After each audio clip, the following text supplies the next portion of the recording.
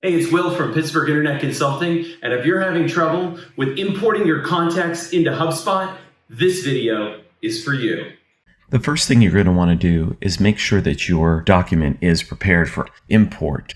If you notice, these are all standard properties that you can find in HubSpot, and HubSpot will be able to identify them and be able to put them in the proper place in the CRM. Now, this last one right here, this is a custom property that I created in another video. When you're ready to import your contacts, make sure that you are logged into your HubSpot portal and go to your contact list and click Import.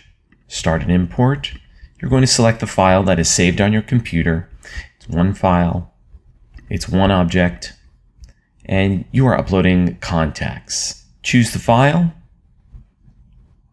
Everything is mapped through HubSpot. It is good practice to go from one to the other and make sure that everything matches up and that what you have is what you're expecting once everything is imported into the HubSpot CRM.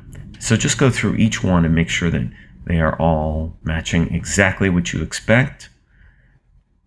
All of these are standard HubSpot properties, except for this one. This is a custom one that we created, and it is obviously already mapping properly. So we're ready to move on. We would like to create a list of contacts from this import, and then finally agree that all are expecting to hear from our organization. And now you're ready. It'll take a few minutes to import. And if you notice, we created 23 records. There are 0 errors. If you do have some errors, you can check them by clicking More.